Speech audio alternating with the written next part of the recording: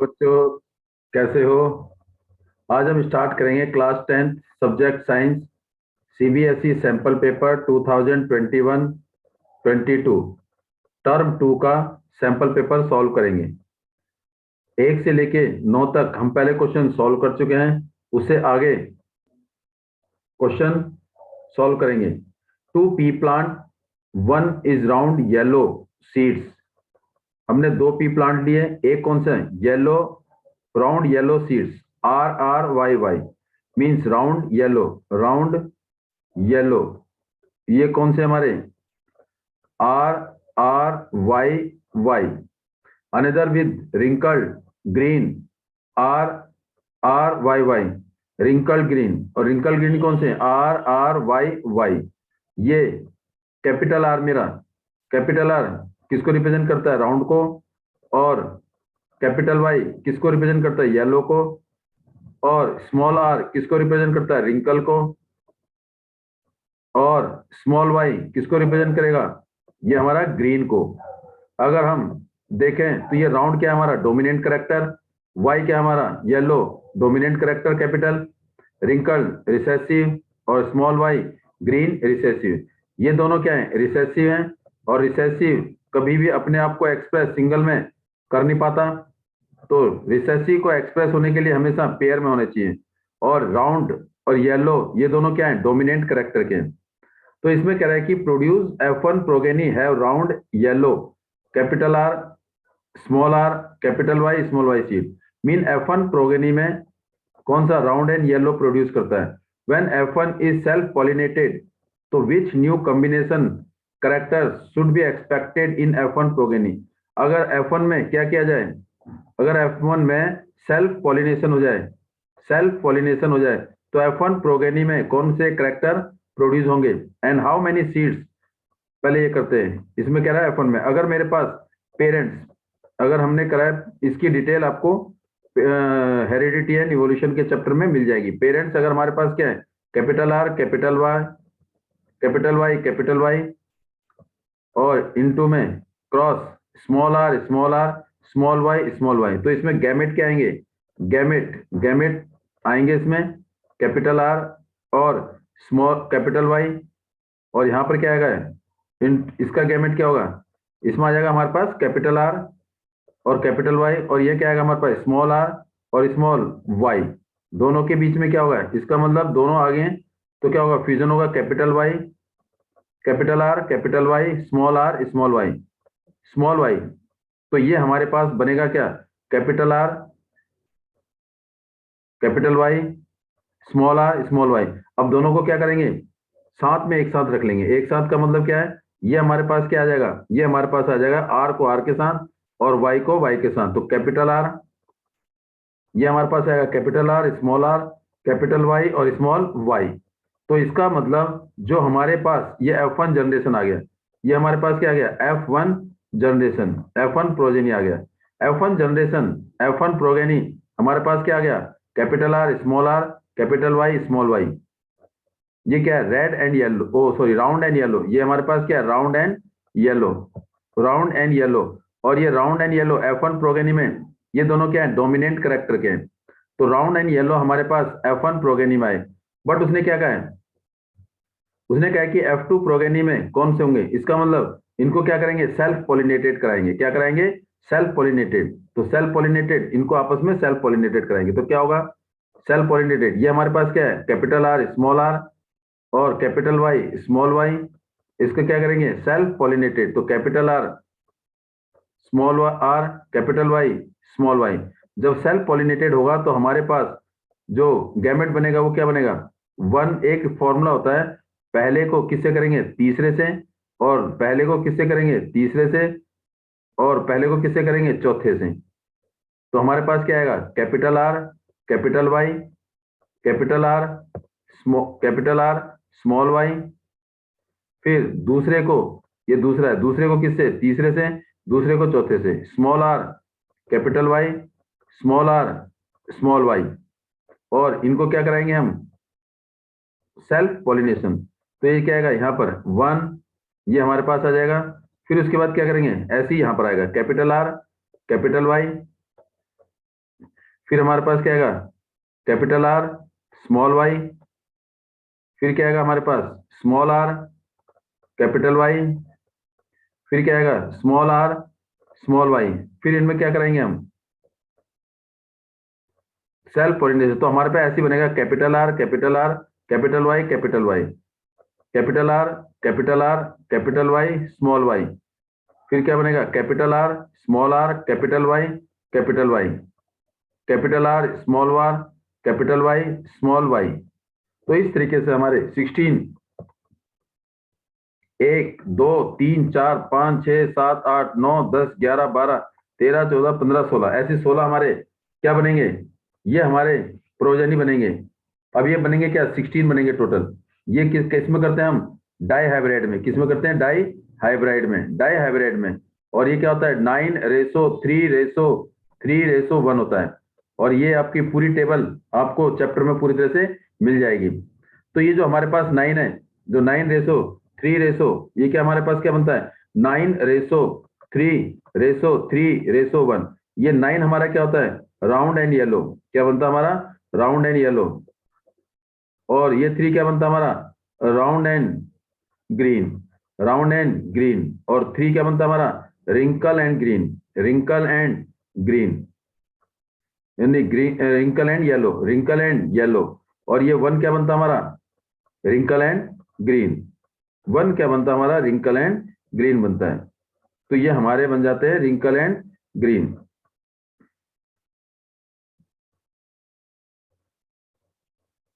तो 1 हमारा बन गया रिंकल एंड ग्रीन, ये बन गया हमारा wrinkle and green, wrinkled and green, ये बन गया। जिसमें राउंड हमारा क्या है डोमिनेंट करेक्टर, येलो हमारा क्या है डोमिनेंट करेक्टर, और रिंकल हमारा रिसेसिव करेक्टर, और ग्रीन हमारा रिसेसिव करेक्टर है। तो F2 प्रोगेनी में हमारा 9:3:3:1 में बनते हैं। How many seeds were in the new combination of characters will be produce when total कितने हैं 160 are produce in F2 generation. F2 generation में जो हमारे कॉम्बिनेशन न्यू करेक्टर्स जो बनते हैं वो क्या होते हैं, जैसे हमारा येलो राउंड, ये तो बनता ही बनता है येलो राउंड, ये बन गया। ये हमारे कितने 9, और ये क्या हमारा रिंकल्ड ग्रीन। तो ये राउंड एंड येलो कितने बनेंगे टोटल, कितने हमारे पास 9 + 3 + 3 + 3 1 इज इक्वल टू कितना हो गया 16। टोटल सम ऑफ रेशो कितना हो गया 16, टोटल सम ऑफ रेशो 16 हो गया। तो हमें चारों के प्रोगेनी जो चारों के करेक्टर्स हैं ट्रेड्स हैं वो हमने निकालने हैं। चलिए निकालते हैं। तो पहले कौन से निकालेंगे, वैसे इसने पूछा है न्यू करेक्टर, न्यू तो हमारे पास कौन से round and green and wrinkle and yellow, फिर भी हम सारे निकालते हैं देखिए ध्यान से। तो इसका मतलब राउंड और येलो, राउंड येलो कितने हैं 9 है, कितने में से 16 में से, तो 160 में से कितने हो जाएंगे, ये हमारे पास कितने हो जाएंगे 90 हो जाएंगे। फिर क्या पूछ रहा है round and green, round and green, round green वो कितने हमारे पास 3, कितने में से 16 में से, तो 160 में से देखो टोटल 16 है, तो कितना आएगा हमारे पास, ये कटेगा तो 10, ये 30 आ गया। फिर wrinkled and green, wrinkled and green, sorry wrinkle and yellow, wrinkle and yellow कितने 3/16 इंटू में 160, तो कितना आ गया ये भी हमारे पास कितना आ गया 30 आ गया। फिर क्या रहा है wrinkle and green, wrinkle and green, wrinkled and green, तो ये कितना आ गया रिंकल ग्रीन, ये क्या है हमारे पास 1, कितने में से 16 में से, तो 160 में से कितने हो जाएंगे, ये हमारे पास कितना आएगा 10 आ जाएगा। टोटल कितना हो गए 160। लेकिन उसने क्या पूछा है new new combination, new combination हमारे पास क्या है राउंड ग्रीन वो कितने हैं 30, और रिंकल्ड येलो कितने हैं वो भी कितने हैं 30, तो कितना आएगा इसका आंसर 3 30 और ये भी 30। वैसे हमने सारे निकाल दिए, इस तरीके से हम निकाल सकते हैं। चलिए move to next question. It would cost, ये हमारा न्यूमेरिकल है फिजिक्स का, it would cost of ₹3.50 to buy 1 kilowatt. इसका मतलब 1 किलोवाट जो अगर इलेक्ट्रिक एनर्जी बाय करता है तो कितना है, कितने रुपए देने पड़ते हैं 350 from the main electricity board his generator. तो इसका मतलब रेट, रेट कितना हमारे पास, रेट ऑफ कंजप्शन कितना है रुपीज 3.50। तो उसके बाद ये कह रहा है his generator has maximum power P, power power कितना हमारे पास 2 किलोवाट। इसके बाद the generator produce energy maximum power for 3 hour, तो टाइम कितना हमारे पास 3 आवर्स है। Calculate how much it cost to buy the same amount of energy from the main electricity board. तो कितने पैसे देगा अगर किसको, मेन इलेक्ट्रिसिटी बोर्ड से अगर वो इलेक्ट्रिसिटी यूज करता है। हमने फॉर्मूला पढ़ा है, energy is equal to power upon में time, sorry energy is equal to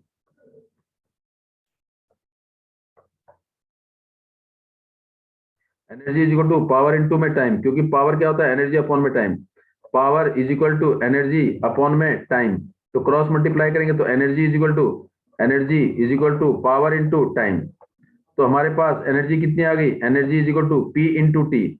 power कितनी है 2 किलोवाट और टाइम कितना है 3 आवर्स। तो मेरे पास एनर्जी कितना आ गया 6 किलोवाट आवर। तो 6 किलोवाट आवर है, तो इसका मतलब एक की कॉस्ट कितनी है। तो क्या निकालना हमारे, कॉस्ट क्या निकालनी है, cost is equal to rate into में एनर्जी कंजप्शन, रेट इंटू में एनर्जी कंजप्शन। तो 1 किलोवाट आवर की कितना रेट है, 3 रुपए 50 पैसे। एक रेट का कितना है 3 रुपए 50 पैसे। तो 6 किलोवाट आवर, इसे बोलते हैं 6 यूनिट। कितने बोलते हैं 6 यूनिट, क्योंकि 1 kilowatt hour is equal to 1 unit होता है। क्या होता है 1 यूनिट। तो cost rate into energy consumption, rate into energy consumption. Rate कितना है 3 रुपीज 50 पैसा। एनर्जी कितनी कंज्यूम की 6 किलोवाट आवर मीन 6 यूनिट। तो कितने पैसे हो गए, 6 को 3.50 से मल्टीप्लाई करेंगे तो क्या आ जाएगा 21 आ जाएगा। तो ₹21 उसको पे करने पड़ेंगे। फिर इसके बाद कह रहा है नेक्स्ट क्वेश्चन, क्या कह रहा है, a student boiled water in an electric kettle. एक स्टूडेंट इलेक्ट्रिक केटल में पानी को क्या करता है, बॉयल करता है। कितने टाइम के लिए, फॉर टाइम, किसके लिए, B part. Time is equal to 20 minute के लिए वो उसको बॉयल करता है। लेकिन यूजिंग द सेम मेन, उसी मेन सोर्सेज से सप्लाई, उसी सप्लाई में उसी उतनी जितनी पावर आ रही है, जितनी वोल्टेज आ रही है, he want to reduce the boiling time. उसी पावर सप्लाई से या उसी वोल्टेज से जितनी पावर सप्लाई आ रही है, वो पानी को बॉयल करना चाहता है, 20 मिनट से पहले बॉयल करवाना चाहता है। तो what to do, so he increase और decrease the length of the heating element. तो वो हीटिंग एलिमेंट की लेंथ को बढ़ाएगा या घटाएगा, तो उसका रीजन बताइए कि बढ़ाएगा या घटाएगा। तो इसका मतलब सेम सप्लाई, कह रहा है कि सेम सप्लाई मतलब वोल्टेज इज सेम, वोल्टेज या potential difference, voltage is same, voltage क्या है सेम। बी हमारा क्या है कांस्टेंट, बी यहाँ पर क्या है कांस्टेंट है।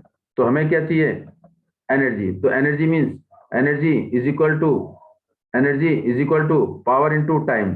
तो हमारे पास फॉर्मूला था, हमारे पास according to Joule's laws of heating effect, I square R T is equal to B square upon में आर इंटू में टी, और इज इक्वल टू क्या था वी आई इंटू में टी। तो टाइम, सेम टाइम जो 20 मिनट है उससे कम करवाना है, तो हमारे पास सेम वोल्टेज के लिए कौन सा फॉर्मूला यूज करेंगे, वी स्क्वायर अपॉन में आर।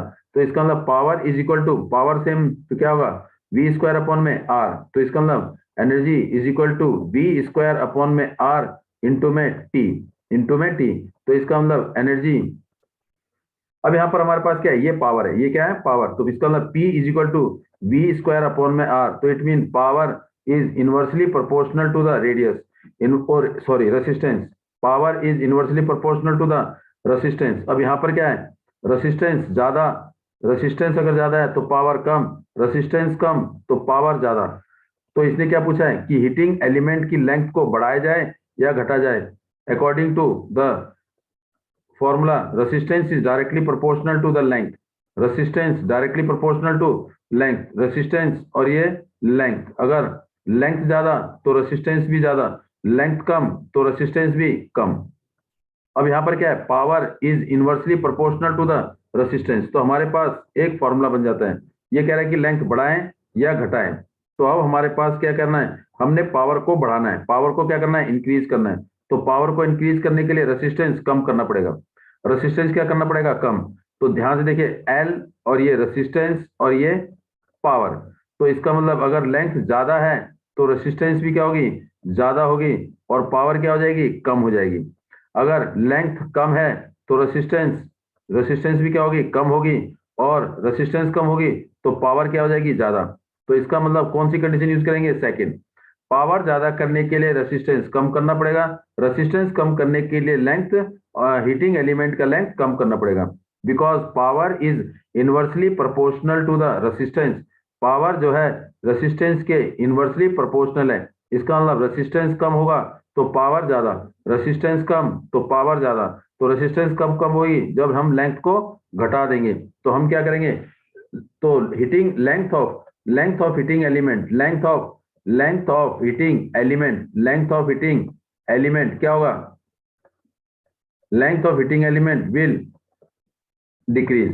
क्या होगा, हमें उसको घटाना पड़ेगा, will decrease to reduce the boiling time कम करने के लिए हमें हीटिंग एलिमेंट के लेंथ को घटाना पड़ेगा, क्योंकि अगर हीटिंग एलिमेंट की लेंथ को घटाएंगे तो रेसिस्टेंस भी घटेगा, रेसिस्टेंस घटेगा तो पावर बढ़ेगा, सप्लाई बढ़े, ऑटोमेटिकली पावर बढ़ेगी, तो ऑटोमेटिकली बॉइलिंग पानी जो है जल्दी गर्म हो जाएगा। फिर नेक्स्ट है हमारा न्यूमेरिकल है। यहाँ पर हमारे पास क्या कह रहा है, देखिए ध्यान से, ये हमारा फिजिक्स का इलेक्ट्रिसिटी का न्यूमेरिकल। ये हमारे पास क्या है, ये हमारे पास 2 एम्पियर करंट है और ये क्या है 30 वोल्ट है। तो हमारे पास वोल्टेज कितनी आ रही है, voltage is equal to 30 V potential difference, और आई करंट हमारे पास कितना है 2 ए। ये जो करंट 2 एम्पियर का करंट इस सर्किट में फ्लो हो रहा है और वोल्टेज कितनी है 30 वोल्टेज है। तो इसका मतलब रेसिस्टेंस, पूरे सर्किट का रेसिस्टेंस क्या होगा, resistance for the whole circuit, resistance for the whole circuit, पूरे सर्किट का रेसिस्टेंस क्या होगा, इज इक्वल टू आर, और वो क्या होता है हमारे पास V अपॉन में I, R is equal to V upon में I, R is equal to 30 upon में 2, और ये क्या आ जाएगा 15 ओम। तो पूरे सर्किट का रेसिस्टेंस कितना है 15 ओम।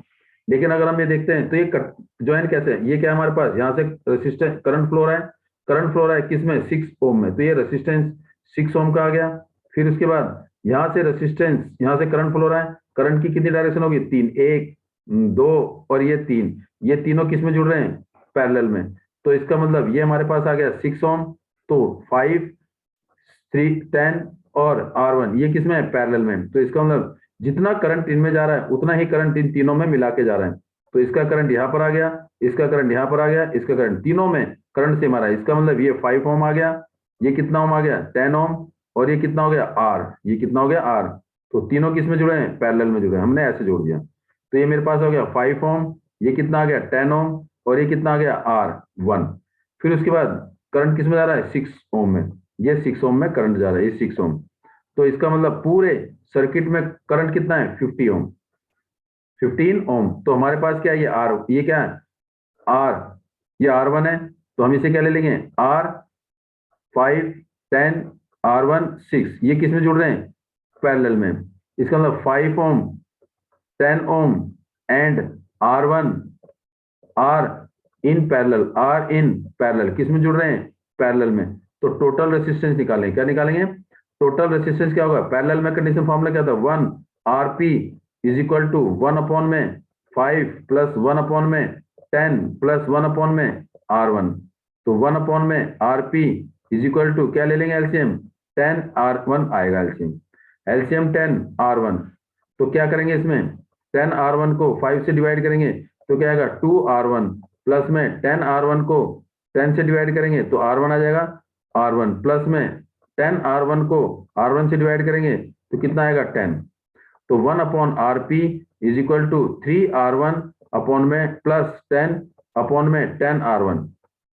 तो इसका मतलब RP रेसिप्रोकल हो जाएगा, क्या करेंगे, तो रेसिप्रोकल करेंगे इसका, तो क्या आएगा RP इज इक्वल टू, इसका क्या कर देंगे रेसिप्रोकल, इसको हम रेसिप्रोकल कर देंगे। तो RP is equal to 10R upon में 3R1, सॉरी 10R1, या R1 है 10R1 प्लस में, सॉरी 10R1 अपॉन में 3R1 प्लस में 10, ये हमारा total resistance which are connected in parallel, parallel में जुड़े हैं। तो इसका इसका आंसर कितना आ गया हमारे पास, टोटल 10R1 प्लस अपॉन में 3R1 प्लस में 10। तो हमारे पास ये आ गया, ये क्या है 6 ओम, 6 ओम, और इसका कितना आंसर है, ये कितना है 10R1 अपॉन में 3R1 प्लस में 10, ये हमारे पास इसका रेसिस्टेंस आ गया, और प्लस में 6, ये क्या है 6 ओम। तो ये तीनों किस में जुड़े हैं, रेसिस्टेंस सीरीज में जुड़े हैं। तो टोटल रेसिस्टेंस हमारे पास कितना है 15। तो तीनों में सीरीज के लिए क्या करेंगे, R1 plus R2 plus R3 is equal to कितना, 15 के बराबर।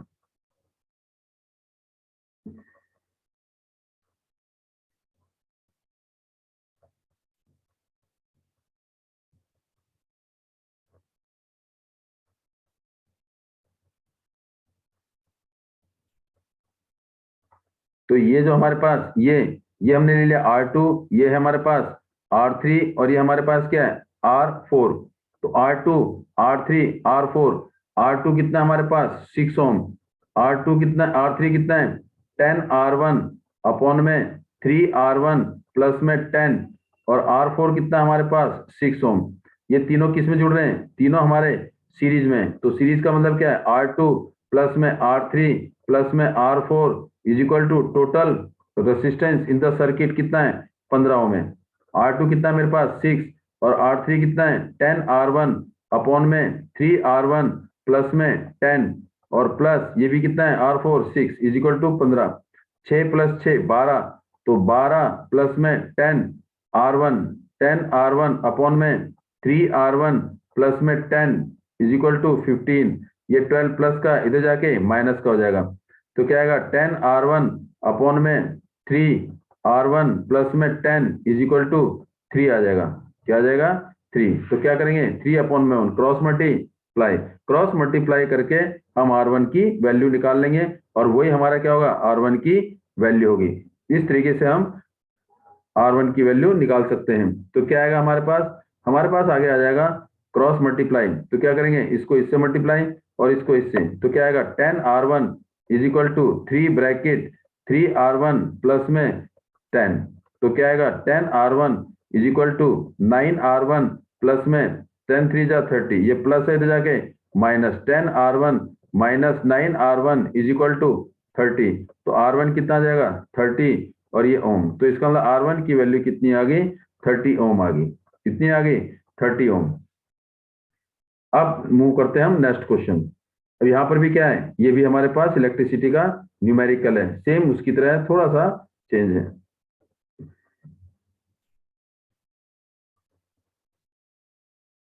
तो इसमें क्या है हमारे पास, ये क्या है वोल्टेज कितनी है, वोल्टेज पोटेंशियल डिफरेंस हमारे पास 24 वोल्ट है। कितना है 24 volt. Potential difference is 24 volt है। Potential difference is 24, this is 24 V। और ये हमारे पास इसमें करंट फ्लो हो रहा है। क्या हो रहा है, ये करंट फ्लो हो रहा है। तो करंट हमारा जो फ्लो हो रहा है इस सर्किट में फ्लो हो रहा है ये, तो ये किस में हो रहा है R1 में। तो R1 हमारे पास किससे जुड़ रहा है, ये R1 है। R1 कितना है 7 ओम। फिर R1 के बाद ये करंट, R1 में करंट फ्लो हो रहा है, इसमें कितना करंट गया पता नहीं है, तो हमें करंट निकालना पड़ेगा। तो कह रहा है कि find the total current and total resistance. तो हमें टोटल रेसिस्टेंस निकालना है और टोटल करंट निकालना है। तो इसमें करंट क्या हो रहा है आई, ये करंट आई आगे जाके क्या हो गया टूट गया। तो इसका मतलब एक में I1 और एक में I2। जब करंट अलग अलग टूट जाता है तो इसका मतलब ये दोनों किसमें पैरेलल में, ये दोनों ये वाले ये दोनों किसमें पैरेलल में। तो इसे मैंने ले लिया R2 और ये R3 और ये R4। तो R3 और R4 दोनों, अच्छा लिखा R3 और R4 किसमें सीरीज में, R3 R4 सीरीज में। लेकिन R3 R4 तो सीरीज में, इसके कॉरेस्पॉन्डिंग है किसमें पैरेलल में। देखो यहां से जो करंट फ्लो हो रहा है वो इधर जा रहा है करंट और इधर जा रहा है। तो इसका मतलब ये करंट इसमें आ रहा है और कुछ करंट इसमें चला जा रहा है। लेकिन जितना करंट R3 में जा रहा है उतना ही करंट R4 में आ रहा है, जितना करंट R3 में उतना ही करंट R4 में। इसका मतलब R3 और R4 दोनों किसमें सीरीज में। ये हमारे पास क्या हो गया R3 और ये कितना हमारे पास 6 ओम, और यहाँ पर ये क्या है सीरीज में, ये क्या हमारे पास R4। ये हमारे पास क्या है R4 कितना है 4 ओम। हम इसको सिंपल डायग्राम से बना लेंगे तो बड़ा आसान रहेगा। ये मेरे पास क्या है R4 और R4 कितना है हमारे पास 4 ओम है, और ये क्या है हमारे पास R1 कितना है 7 ओम। ये आ गया। ये किससे कनेक्टेड है, इसका मतलब ये हमारे पास ये दोनों सीरीज में है, लेकिन इसके कॉम्बिनेशन पैरेलल में कौन है R2। इसका मतलब इनके कॉम्बिनेशन में ये R2 है, और R2 कितना है 10 ओम, और वो पैरेलल में है किसके, इन दोनों सीरीज है, इसको ऐसे जोड़ रखा है पैरेलल में। फिर ये हमारा ये वोल्टेज आ गया, ये क्या आ गया हमारे पास वोल्टेज, ये ऐसे वोल्टेज आ गया। तो ये हमारे पास कितना है 24 ओम है वोल्ट। करंट निकाल दीजिए, पहले हम रेसिस्टेंस निकालेंगे टोटल रेसिस्टेंस। तो R3 R4 are in series, दोनों किस में जुड़ रहे हैं सीरीज में। तो जब R3 and R4 are in series, R किस में इन सीरीज में, तो सीरीज में तो टोटल रेसिस्टेंस क्या ले लिया हमने RS ले लिया। RS is equal to R3 plus R4। तो RS is equal to R3 कितना है 6 ओम प्लस में 4 ओम, दोनों किस में सीरीज में, दोनों किसमें, सीरीज में। तो कितना आ गया, R S is equal to 10 ohm, ये हमारे पास 10 ओम हो गया। इसका मतलब इन दोनों का रिजल्टेंट कितना आ गया, 10 ओम। तो अगली बात हमारी फिगर क्या बनेगी, इसका मतलब ये हमारे पास टोटल रिजल्टेंट आ गया 10 ओम। अगर हम ये करें तो इन दोनों का रिजल्टेंट आ गया 10 ओम, दोनों का रिजल्टेंट आ गया 10 ओम, ये हमारे पास 10 ओम आ गया। और जिसे हमने क्या ले लिया, आर एस ले लिया, R S is equal to 10 ohm. अब आर एस और आर टू दोनों किसमें, पैरेलल में, दोनों किसमें, पैरेलल में। R two and R S are in parallel, दोनों किसमें, पैरेलल में, दोनों किसमें, पैरेलल में। तो ये 24 है, ये हमारे पास 24 वोल्ट है। तो आर इन पैरेलल, जब ये पैरेलल में तो कौन सा फॉर्मूला लगाएंगे, पैरेलल वाला लगाएंगे। तो इसका मतलब दोनों पैरेलल में, तो इसका मतलब 1 अपॉन में R P is equal to 1 upon में आर टू प्लस 1 अपॉन में आर एस। तो इसका मतलब हमारे पास 1 अपॉन में R P is equal to 1 upon में आर टू कितना है 10, प्लस में 1 अपॉन में आर एस कितना है 1 अपॉन में 10। तो इसका मतलब 1 upon R P is equal to LCM कितना आ गया 10, 1 प्लस 1 तो कितना आ गया 2 अपॉन 10। तो 1 upon R P is equal to 2 upon में 10, तो ये क्या आ जाएगा 2 1 जा 2, 2 5 जा 10। तो 1 upon R P is equal to 1 upon 5 cross multiply, तो आरपी कितना आ जाएगा मेरे पास 5 ओम, आरपी कितना आ गया 5 ओम। इसका मतलब ये दोनों किस में जुड़ रहे हैं, पैरेलल में, तो इनका रिजल्टेंट कितना आ गया 5 ओम आ गया, कितना आ गया। तो हम इन दोनों को हटा देते हैं और इनका जो आंसर आया वो हमारा कितना आ गया 5 ओम आ गया, कितना आ गया 5 ओम। तो इसको हम मिला देंगे 5 ओम से कनेक्ट कर देंगे, तो रिजल्टेंट हमारे पास कितना आ गया इसका 5 ओम आ गया, ये 5 ओम आ गया। और इसको किससे जोड़ दिया हमने, बैटरी से जोड़ दिया, तो ये 5 ओम आ गया। लेकिन इसका मतलब 5 ओम ये हमारे पास क्या है आरपी है, और ये क्या है आर1। तो आर1 और आरपी दोनों किसमें, सीरीज में। तो इसका मतलब टोटल रेसिस्टेंस इन सर्किट, टोटल रेसिस्टेंस सर्किट का टोटल रेसिस्टेंस क्या होगा, दोनों को प्लस कर देंगे। तो आर1 प्लस आरपी, आर1 कितना है 7 प्लस 5 इज इक्वल टू कितना 12 ओम, कितना आ गया 12 ओम। तो total resistance R in the circuit is 12 ohm. तो टोटल रेसिस्टेंस कितना हो गया, total resistance is equal to 12, is equal to 12 ohm. उसके बाद क्या पूछ रहा है, टोटल करंट, करंट हमें निकालना है। टोटल करंट क्या होता है, आई निकालना है, क्या निकालना है आई।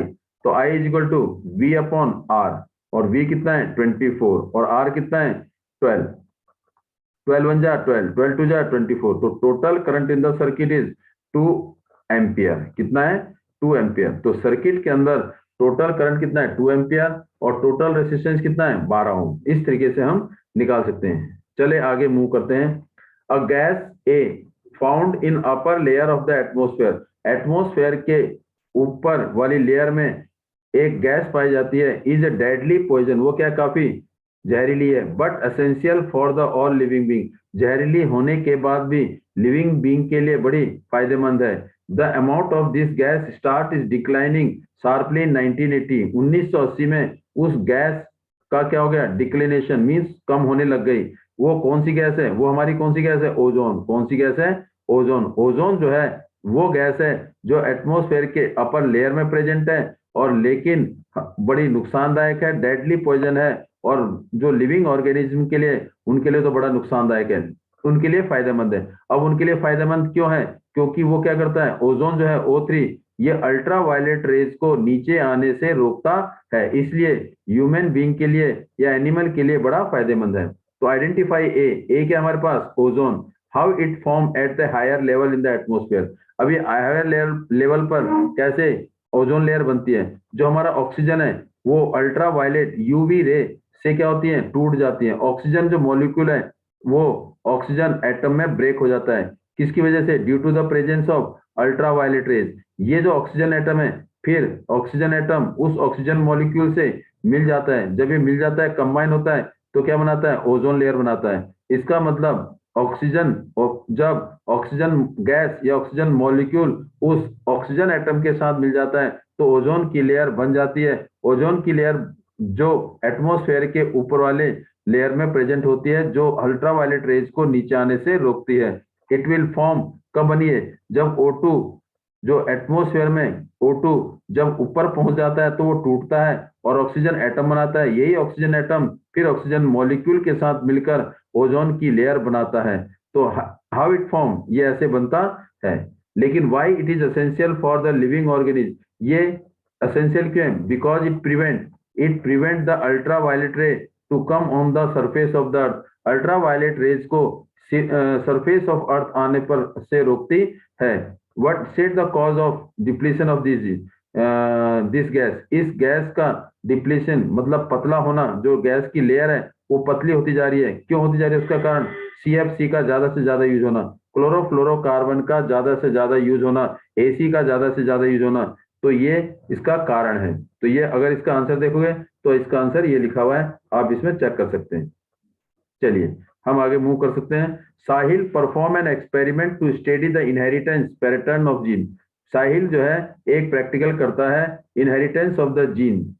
ही क्रॉस करता है किसके? Tall pea plant capital T with किसके साथ? Small T. तो he obtain all tall plant in F1 generation. तो अगर हम देखें पेरेंट्स में जो हमारे पास क्या है? कैपिटल टी टॉल, और दूसरा क्या है? Small T short. अब इनके क्या निकालेंगे? इसमें से गैमेट निकालेंगे। क्या निकालेंगे? गैमेट। इसका गैमेट क्या आएगा? कैपिटल टी, और इसका गैमेट क्या आएगा? Small T. ये इसका मतलब F1 जनरेशन में हमारा क्या है? अगर मान लो इसको एक बार ऐसे भी कर सकते हैं, ये क्या आ गया? यहां से क्या है? गैमेट। यहाँ इसका गैमेट क्या है? इसका गैमेट कैपिटल टी और इसका गैमेट स्मॉल टी। दोनों को क्या करा हमने? दोनों को क्या किया? F1 जनरेशन में, F1 जनरेशन। तो F1 जनरेशन में क्या है हमारे पास? कैपिटल टी और स्मॉल टी। कैसे है एक बार देखते हैं। ये देखो, ये कैपिटल टी, दोनों गैमेट को क्या किया? क्रॉस किया। तो ये कैपिटल टी और ये स्मॉल टी, कैपिटल टी और ये स्मॉल टी। इसे बोलते हैं हम पुनीट स्क्वायर। क्या बोलते हैं इसे? पुनीट स्क्वायर। तो क्या करेंगे? क्रॉस करेंगे। ये बनेगा हमारे पास क्या? ये हमारे पास बनेगा कैपिटल टी। देखिए ये capital T small T, capital T small T, capital T small T, capital T small T, capital T small T. इसका मतलब F1 जनरेशन में सारे के सारे जो प्लांट हैं वो क्या बने? टॉल बने। अब टॉल क्यों? क्योंकि टी ये मेरा क्या है? डोमिनेंट करेक्टर है। क्या है? Dominant character. ये डोमिनेंट करेक्टर है, डोमिनेंट करेक्टर है। और स्मॉल टी क्या है? Recessive character. और रिसेसिव करेक्टर अगर अकेला होता है तो अपने आप को एक्सप्रेस नहीं कर पाता, और डोमिनेंट करेक्टर अगर सिंगल में भी एग्जिस्ट है तो वो अपने आप को एक्सप्रेस कर पाता है। तो अपने आप को एक्सप्रेस करने के इसका मतलब capital T is the dominant character which a single gamete can express itself. तो रिसेसिव पेयर में होता है तभी एक्सप्रेस कर पाता है। तो F1 जनरेशन में सारे के सारे प्लांट क्या है? टॉल है। What will be the set of the gene present in F1 generation? Tall. All are tall. All are tall. सारे के सारे क्या है? टॉल हैं। इसका मतलब कैपिटल टी जीनेटिक, जेनेटिक में क्या होगा? कैपिटल टी और small T. Give the reason why only tall plant observe in F1 generation. F1 generation में F1 प्रोजेनी में सारे टॉल क्यों बने? क्योंकि dominant character according to the Mendel's के लॉ ऑफ डोमिनेंस के हिसाब से F1 जनरेशन में सारे के सारे करेक्टर्स क्या होंगे? टॉल होंगे, क्योंकि due to the law of dominance. Correct. तो फर्स्ट लॉ ऑफ डोमिनेंस। इसके बाद क्या कर रहा है? C part. When F1 plant are self pollinated. F1 हमारे पास F1 जनरेशन क्या था? F1 में कैपिटल टी और स्मॉल टी, इनमें क्या करेंगे? सेल्फ पॉलिनेटेड कराएंगे। सेल्फ पॉलिनेशन किसका? A total of 800 were produce. चलो इसको हम करते हैं self, capital T small T. अब इनका क्या करेंगे? Self pollinated. तो देखो क्या बनता है, ये बनेगा। ये देखिए, ये हमारा क्या बनेगा?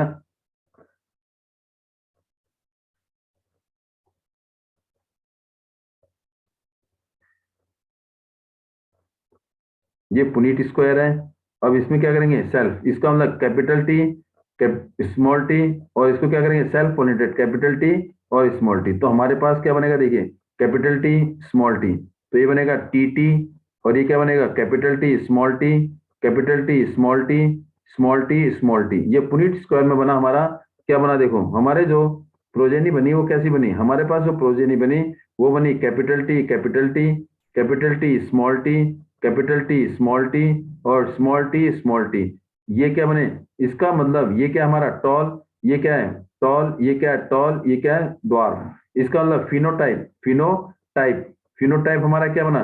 Toll toll toll. तो इसका मतलब 3 टॉल बने, और एक क्या बना? 1 क्या बना? शॉर्ट। ड्वार्फ बना। क्या बना? ये ड्वार्फ। तो 3:1, 3 बड़े और एक छोटा। क्यों? ये टॉल क्यों है?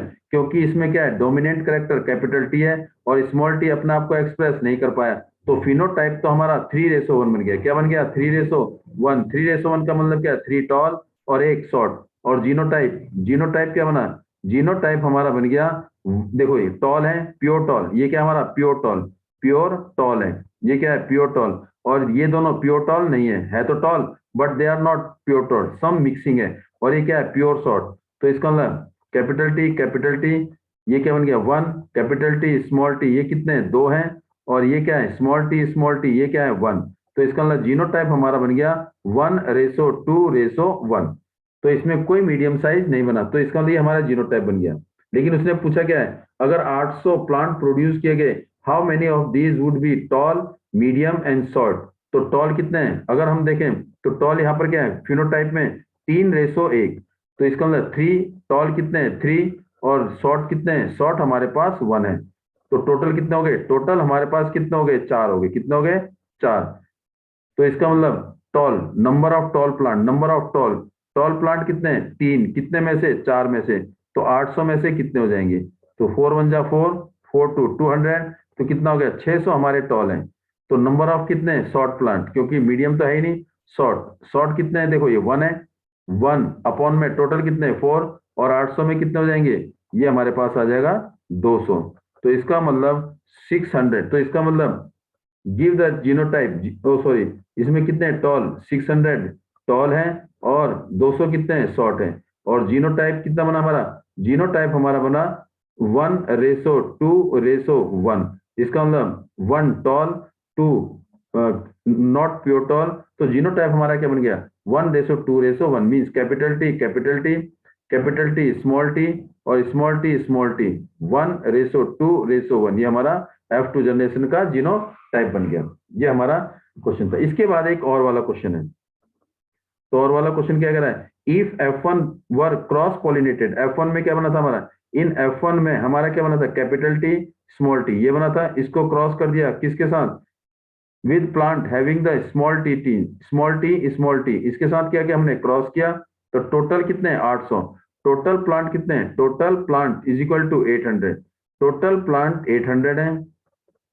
तो क्वेश्चन क्या कह रहा है? Work produce how many of these would tall, medium, height and short plant, give the genotype. इसका भी जीनोटाइप बताना है और टॉल कितने हैं, शॉर्ट कितने हैं। चलिए इसका अब हम इसमें से गैमेट निकालेंगे। ये तो हमारे पेरेंट्स हैं।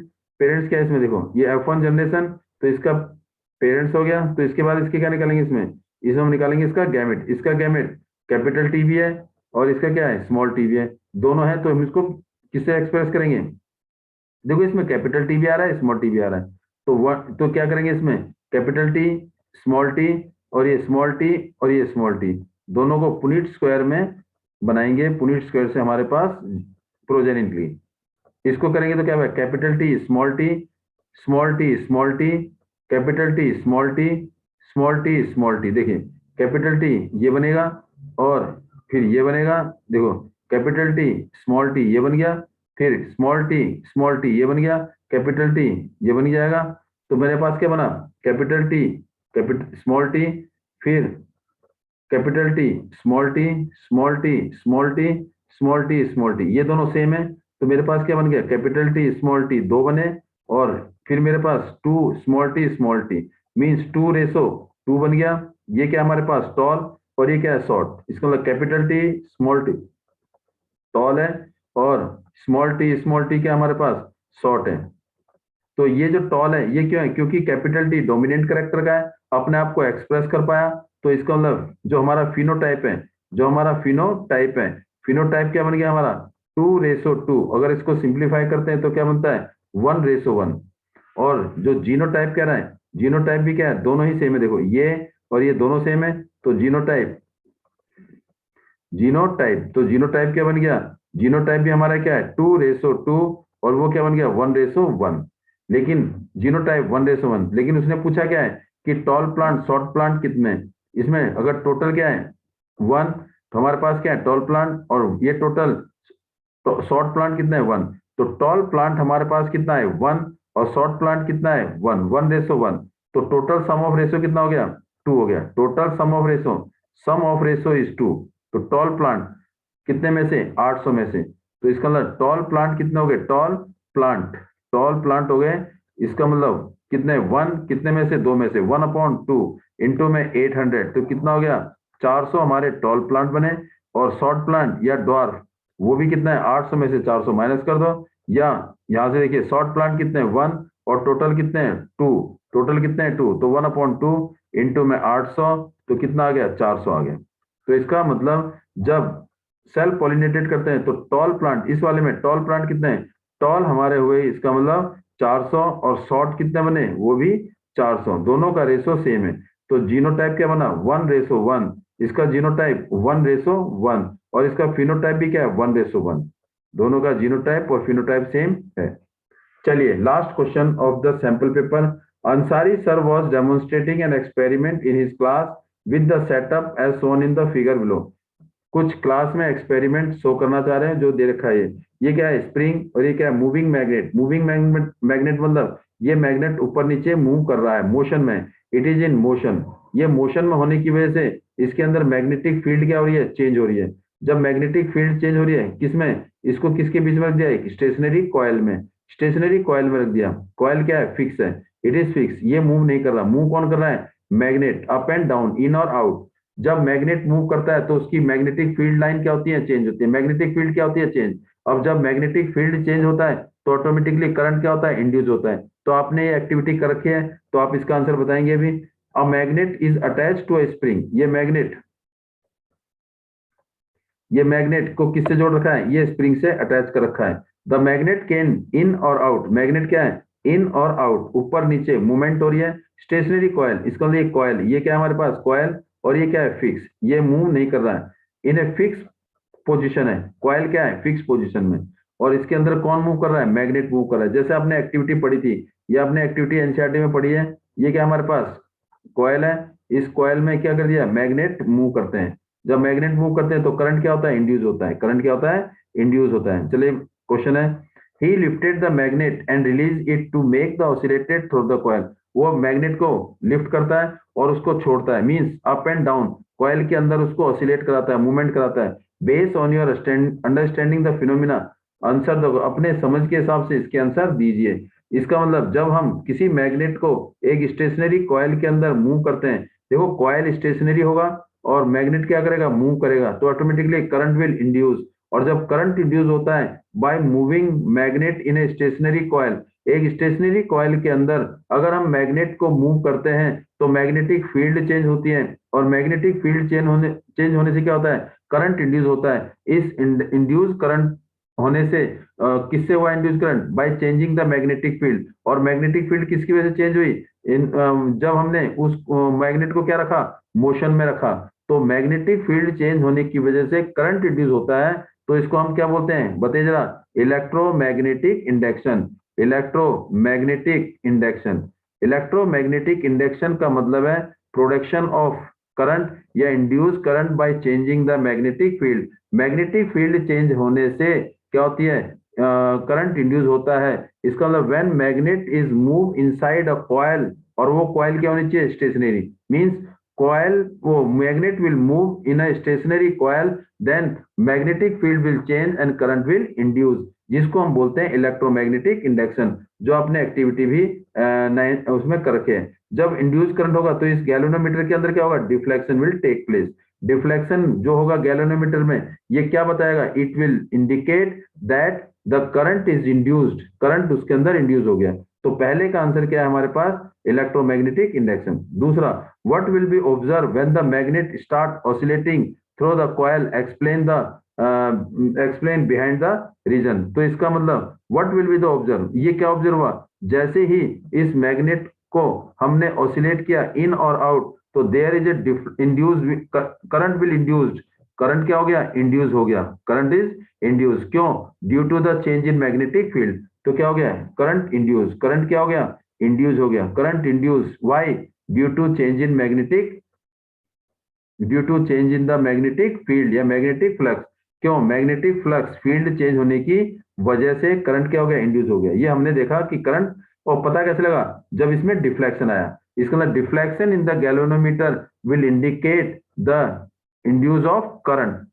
तो हमने क्या ऑब्जर्व किया, कि अगर मैग्नेट को इन और आउट ऑसिलेट करते हैं तो करंट इंड्यूस होता है, और वो करंट इंड्यूस क्यों होता है? क्योंकि change in the magnetic field will induce the current. फिर अगला पॉइंट क्या कर रहा है? Consider the situation where the magnet goes in और out of the cell, state the two change made we increase the deflection in the galvanometer. जो galvanometer है वो क्या है? गैल्वेनोमीटर है, गैल्वेनोमीटर में डिफ्लेक्शन होता है लेफ्ट और राइट। अगर गैल्वेनोमीटर की डिफ्लेक्शन को बढ़ाना है तो बढ़ाने का मतलब क्या है? इसका मतलब करंट की क्वांटिटी को बढ़ाना है, करंट को रेट को बढ़ाना है। तो उसको कैसे बढ़ाएंगे? पहला, या तो हम क्या करेंगे, या तो अगर करंट के इस डिफ्लेक्शन को तेजी से बढ़ाना है तो या तो क्या करेंगे, मैग्नेट, पावरफुल मैग्नेट लेंगे। इसका मतलब मैग्नेट की पावर को बढ़ा देंगे और इससे ज्यादा पावरफुल मैग्नेट लेंगे। पहला, इनटेक या increase the power of a magnet, या मैग्नेट की जो स्ट्रेंथ है वो क्या होनी चाहिए? बढ़ा देंगे। या नंबर ऑफ कॉयल क्या कर देंगे? बढ़ा देंगे। एक ही रीजन है। या तो number of turn, number of coil, जित आपने पढ़ा है मोर number of turn more current, less number of turn less current, जिससे मैग्नेटिक फील्ड क्या होगा? बहुत ज्यादा चेंज होगा। तो क्या रीजन बता रहा है इसका? इसका मतलब ये क्वेश्चन हुआ, क्या करेंगे इसका मतलब मैग्नेट, मैग्नेट क्या होगा? First point, magnet will be more power. Magnet क्या होना चाहिए? पावरफुल होना चाहिए। क्या होना चाहिए? पावरफुल, ज्यादा पावरफुल वाला मैग्नेट लेंगे। दूसरा, पहला रीजन क्या होता है? Powerful magnet, increase the power of a magnet, powerful magnet, power magnet लेंगे। दूसरा, increase the number of turn, number of turn coil की, number of turn of coil क्या करेंगे? बढ़ा देंगे। Number of turn of coil will increase, जिससे deflection in the galvanometer will increase. पक्का? Next कह रहा है बेटे, और इसका और चॉइस वाला क्वेश्चन कह रहा है, is there any difference in the observation in the galvanometer when the magnet is in और आउट? अब ये क्या कर रहा है? जब मैग्नेट को हम अंदर की तरफ भेजते हैं तो इसका मतलब गैल्वेनोमीटर में क्या होता है? डिफ्लेक्शन होता है। अगर हमने गैल्वेनोमीटर, अगर हम इस मैग्नेट को इस कॉइल के अंदर इन किया तो इसका मतलब इसमें डिफ्लेक्शन होगा। हमने ये मान लिया कि डिफ्लेक्शन किधर की तरफ है? लेफ्ट की तरफ है। इसका मतलब when the magnet is place inside the move inside the, जब उसको अंदर की तरफ ऑसिलेट करेंगे तो there will be deflection, galvanometer में डिफ्लेक्शन होगा और वो वन साइड होगा। हमने उसको मान लिया किसकी तरफ? लेफ्ट की तरफ है। तो इसका मतलब increase in the magnetic field क्या होंगे? बड़ी तेजी से इंक्रीज होंगी। लेकिन जैसे ही उसको क्या करेंगे? ऊपर की तरफ ले जाएंगे, move outside up and upward out of the coil, जब कॉइल से बाहर निकालेंगे तो इसका मतलब गैल्वेनोमीटर का डिफ्लेक्शन क्या होगा? अपोजिट डायरेक्शन में होगा। पहले इससे अपोजिट डायरेक्शन है, पहले किधर की तरफ था? लेफ्ट की तरफ। कब? जब ऊपर से नीचे की तरफ लाए, मींस इनसाइड द कॉइल के अंदर ले गए मैग्नेट को, जब कॉइल के अंदर ले गए तो हमने ये मान लिया कि it will deflect at the left side, और जैसे उस कॉइल से बाहर निकाला आउट ऑफ द कॉइल तो वो क्या हो गया? Deflection will in opposite direction, पहले किसे अपोजिट डायरेक्शन में हुआ। क्यों? क्योंकि उसकी डायरेक्शन क्या हो गई? चेंज हो गई, पहला। और दूसरा, जो मैग्नेटिक फील्ड स्ट्रेंथ है जब हमने बाहर निकाला तो मैग्नेटिक फील्ड स्ट्रेंथ क्या हो गया? कम हो गया, इसलिए उसकी डायरेक्शन क्या हो गई? चेंज हो गई। ये हमारा लास्ट क्वेश्चन था 15। Thanks for today, thanks for watching the video. Please like share and subscribe, ज्यादा से ज्यादा सब्सक्राइब करिए प्लीज। एंड नेक्स्ट वीडियो में आपको सैंपल पेपर नेक्स्ट मैथ का मिलेगा। Thank you for today.